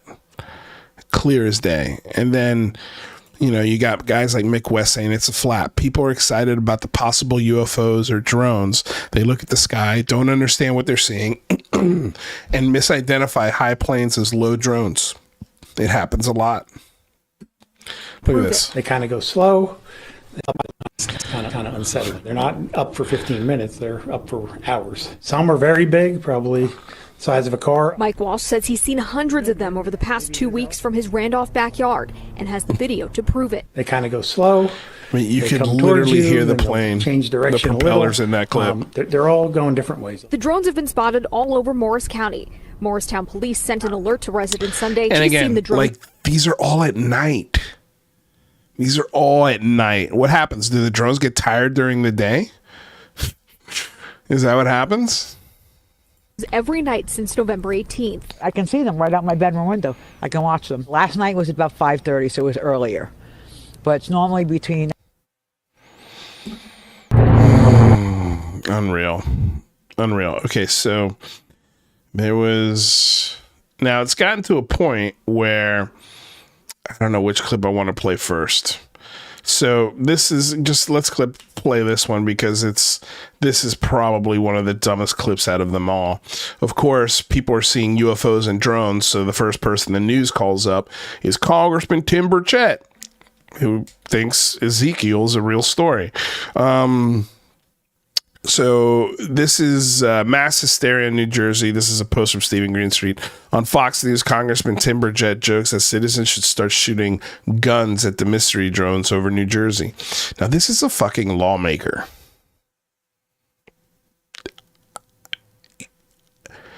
I'm all for jokes, but as a lawmaker telling jokes to this mentally impaired community, somebody's going to take that as an okay to actually do it. You'll see. And it'll turn out to be like a commercial plane of some kind or private plane of some kind. And someone's going to get hurt, but it's okay. Let's have a good time with it. This is a little bit personal to me. My entire neighborhood, everybody in the surrounding cities, seems like it's all anybody's talking about because there are so many sightings. We're going to show you the one outside of my house that my kids captured just on Thursday night. But what are your thoughts on this? What's happening? And why don't we have more information? That's over my house. Yeah. It's one of three things. It's either individuals, it's either the Chinese, or it's our military, or a combination thereof. Honestly, you don't see a lot of that in Tennessee, where I'm from, because everybody's got a 12-gauge shotgun, ma'am. And I suspect we need to open the season up on drones. This is a little bit personal to me. My entire... Yeah, we don't have drones in Tennessee because all of us have 12-gauge shotguns and we'd shoot them down. We'd shoot them down here in Tennessee. Oh, boy, oh, boy, oh, boy, oh, boy. What an idiot. All right, let's go to this clip right here. This happened today, so this is interesting. This is Governor Phil Murphy has spoken to the White House officials about the very sophisticated drones over New Jersey. The minute you get eyes on them, they go dark. This is something we take deadly seriously. The drones in New Jersey, in Morris County, 20, I don't know how many mayors sent a letter to you this morning asking for a clarification. What can you tell us? What is going on, and why is it taking so long to come up with an explanation? Yeah, it's a good, I don't blame people for being frustrated. Let me say, most importantly, right up front, we see no evidence, and I say we, this includes Homeland Security, FBI, Secret Service, our state police, authorities at all levels of government. The most important point to say is we don't see any concern for public safety. That's number one. Number two, having said that, it's really frustrating that we don't have more answers as to where they're coming from and why they're doing what they're doing. We had last night 49 sightings. I think 20 of them were over 100. Now those include, I think I saw one mistaken a fixed wing aircraft, a plane, a small Piper Cub, for instance, for a drone, or you saw one and that counts, and then I saw the same one and that counts. So we think these are overstated, but it's a non-zero number. I was on with the White House and Homeland Security leadership literally at the very top yesterday for pretty much all day. I'm hoping we'll get answers sooner than later. I would just ask folks to continue to let the FBI or their local law enforcement know when they see something, and we'll continue to do everything we can with our federal partners to get clearer answers. Why is it so hard to get answers? These are apparently as I understand it, very sophisticated. The minute you get eyes on them, they go dark. And, we're obviously most concerned about sensitive targets and sensitive critical infrastructure. So we've got military assets, we've got utility assets, we've got the president. Sensitive facilities and sensitive infrastructure. Where have we heard that? Oh, that's right here. Here. We've been discussing that for 2 years here. And what these UFOs really are. And you notice that there's no alien questions now. Now they're fucking taking it seriously. Now it's a problem. Now they're on the phone with the White House all day talking about this and trying to get answers on this. Because now people are paying attention and understanding there's a big problem here. There's a real big problem. And the fact that a fucking governor is having a hard time getting answers as to the sophisticated drones that they're getting eyes on that go dark. I wonder what that means. How do they go dark? In what way? Do they go dark off the radar when you get eyes on them? Do they go dark visually? Like, I would like to get a little more clarification as to what exactly that means. But it's interesting that these things are really sophisticated. If our enemies have gotten a jump on us this big, oh man, heads are gonna fucking roll. Heads are going to roll. Selects one of his homes here. This is something we're taking deadly seriously. We've gotten good cooperation out of the feds, but we need more, and that was my plea. Finally, how much longer do you think? I don't know, but if we have news, I'll let you know. The minute we know something, I'm not going to hide it under a bushel. Governor, you're going to have people saying, I saw a drone and it was spraying something, or I saw a drone crash in my yard and it set off an alarm when I tried to go near it. There's a lot of fear amongst New Jersey residents. I mean, what is your message? Well, the message I just gave. But by the way, we're not aware of any nefarious drone that has crashed, or if there is one that's crashed, could someone please call me and let me know where that is? There are a couple of rumored downings for one reason or another. One of them was a toy, the other one was never found. But having our hands on equipment that's on the ground would be helpful, no question about it. So there you have it. So people are seeing drones, and what's scary is they're seeing them in places where now you've got a governor publicly addressing them. And I don't think this is the answer that the UFO community was looking for, but hate to break it to you, this is what it's always been, especially since 2017. And I think it goes back even farther than that, way farther than that. Honestly, I think this issue goes back to the 90s, not so much from an adversarial standpoint, but just from our own testing standpoint. I think there's a lot of things that the United States military is working on that might look alien to people, and even well-trained people that are, quote, in the know, but not read in. This was a really cool moment today. And I mean, honestly, I don't know why. I didn't need this. I didn't need this breakdown. But it's nice to get these guys' opinions on stuff like this. I wish they had done it a little quicker when it first come out, because it would have been a lot more powerful.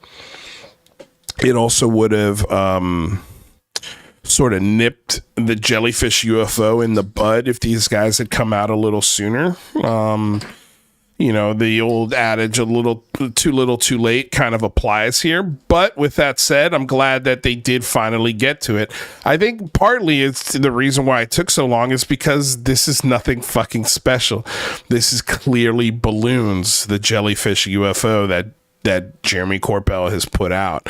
And the breakdown of it is really, really well put together. So let's talk about it. This footage was reportedly taken at a U.S. Joint Operations base in Iraq. It is not a standard or common shape. It only is detected. And that first guy with Matthew Shagatis. He's a professor over at SUNY in New York. He was part of the UAPX team. He's one of the guys that they bring up when stuff like this comes out, and it's just funny that their analysis is always, oh my God, how mysterious. And then when real professionals look at it and determine what it is, they go fucking mum. We don't hear from them, and there's definitely not a correction. Through its thermal emission in the infrared. Yeah, and here we have Avi Loeb telling us it's a thermal emission in the infrared. That's a fucking Harvard professor selling UFO camera systems at Harvard into private investors. Huh, look at that. It's all spiky and tenderly and... So yeah, there's all sorts of things going on here. But, like, what is it? Let's get the facts straight before we identify what this is. This does not look like manipulated video to me. Like, the color values on the UAP are changing as the background exposure changes, and that all looks normal. Yeah. Do you think the object itself is moving, or is it static? I think the object is definitely moving. It actually doesn't seem to be moving all that fast. You're right. You might notice that compared to other videos we see like this, it's moving a little slower. Yeah. And that's because the vantage point in which it's being filmed from is relatively static. So this is the base that's being filmed here, and you can see it's not actually very big. No. But what you see here, this is actually a launch zone for reconnaissance balloons. What? Oh, really? Yes. The camera that is on there is panning across the base. So we know that it's static, and we know how big the base is, so you're basically able to discern the speed of this object. Basically. It's like 10 miles an hour. That's nothing. That's like wind speed. Exactly, it's wind speed. Right now, it's just moving like a normal... And this is the best part. They zoomed in on a flagpole that has the American flag on this base, and the direction in which the flag is blowing is the same direction as the jellyfish extraterrestrial balloon. So right there should be the end of this fucking conversation. But you know what? It won't matter. It won't matter because you'll have assholes like Tupacabra and fucking Red Panda Koala pushing this bullshit on their feeds and in their fucking chats and in their wherever the fuck they prophesize their bullshit and whatever co-host opportunities they get and whatever space they infiltrate. They will always push bullshit over common sense. Object being moved by the air in the sky. Here's the mystery. We still don't know what this thing is. Wait, really? There's not a photograph of what this floating object is. There are other users who have pointed out, though, that this silhouette that we're talking about actually does bear a striking resemblance to actual real-world technology that the military is testing. And if you look at the silhouette... It's actually, it's really close. Unfortunately, all good things must come to an end. This kind of feels like it's just a bunch of balloons, guys. I'm sorry, it's not the aliens, not the jetpacks. Yeah, either it's like a Mylar balloon with a bunch of like dangling streamers and stuff, like decorations on it, or it's just literally a bunch of balloons. So there you go, special effects experts breaking down videos. This footage was reported. Showed us where the base was, where it was filmed from, the angles, determined the speed, and their professional opinions. It's a fucking clunk of balloons, which is exactly what common sense, rational thinkers were saying about this footage when it came out. But you think there was any sort of discernment? or hold on, let's talk about this a little more from the leaders of the community. Fuck no. Hell no. They went straight to aliens. They went straight to diagrams to give us a possible, a preview of what this could be. Like, people were making all sorts of drawings and filling in gaps, and this was a big deal. And this is, I'm sure, things like Nancy Mace sees this and goes, oh my God, we're being invaded? No, dummy, we're not. You're just falling for a fucking video that a UFO grifter just gave you. And you look like an idiot. You look like a dummy. I'd go over this, but we just don't have time. We hit the 2-hour mark. So I'll end on this because this is a nice short clip. This is 5,000 drones, Santa Claus being made. And I'm going to kill the music because I hate holiday music, but just check out this clip. I mean, this is 5,000 drones in the sky. Look at that. Look at that. Like, if you don't think that this technology has been used for decades to fool adversaries or to convince people aliens have abducted their cows, or whatever nefarious bullshit things the military has done with this kind of tech, I don't know what to tell you. I really don't. I really, really, really, really don't. Anyway, you guys, that's the show. Hope you enjoyed it.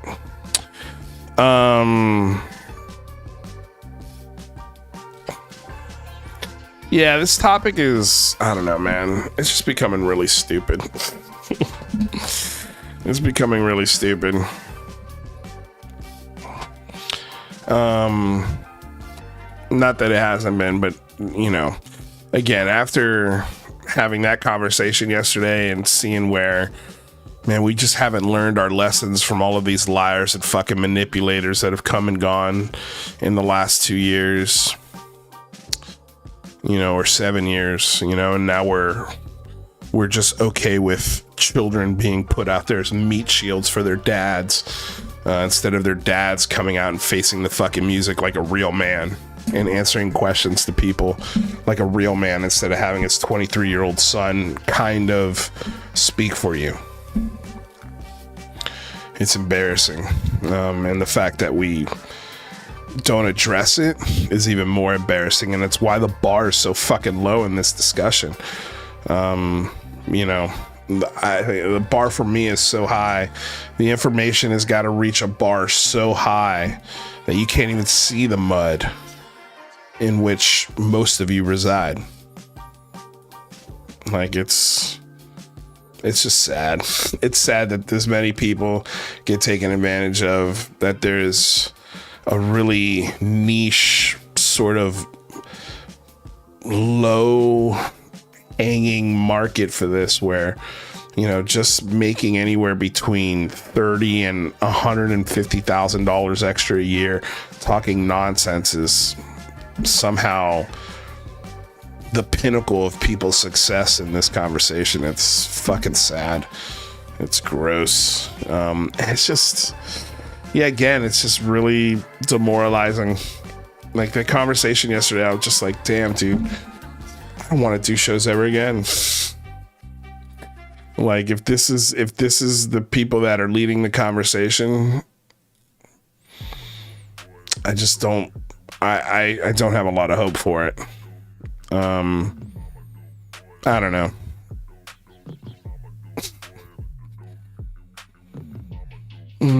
Anyway, you guys, thank you so damn much for hanging out and putting up with my bullshit. Please don't forget to smack that like, share, subscribe button, ring the bell, that way you're notified anytime we do go live, which I know it's a little more rare these days. I think the holidays has got me in just a I don't want to do shit kind of mood. I've been working a lot more, been traveling a lot, just been doing stuff that's not this, and it's been a lot of fun. But anyway, appreciate everyone's support. If you want to support us with the almighty dollar, there are links in the description below. And, you know, thanks once again for embarking on this journey of discovery together. Stay curious, stay skeptical. Thank you for subscribing to the show. Thank you for helping us raise the bar, the ones that do love this show and share the show and like the show and tell their believer friends to watch this show. I appreciate it. I do it for you guys. But it's been harder and harder and harder and harder to do these shows because the conversation is farther back than from when I started it 7 years ago. And that's just the facts. Anyway, enjoy the rest of your week. I'll see you all later. Once again, thank you to everyone in the chat. Asynchronicity, Angel Reese, Bobby Broadway, Dana Shadell, who's a member, and my mod, Pinzer Lou. Thanks for being here. Don't worry about missing the show. You can go back and watch it. B. Baker, Pat Calabria, all you guys. Social Dig, I saw your tweets, Rob. Look, dude, you have a video, send it to me, tag me on Twitter. I'll take a look at it, but honestly, it's probably not going to change my mind. You know, especially if it's not raw data, if it doesn't have any of the metadata that comes with the video, I'm not interested. If there's not more than one angle, I don't know if it's really significant. And if it was that good, it would have changed the conversation. We would have already talked about it. You know what I mean? But yeah, feel free. Tag me. I'll take a look at it. Anyway, with all of that said, you guys have a great night. I'll see y'all later. Peace out. Later. Peace.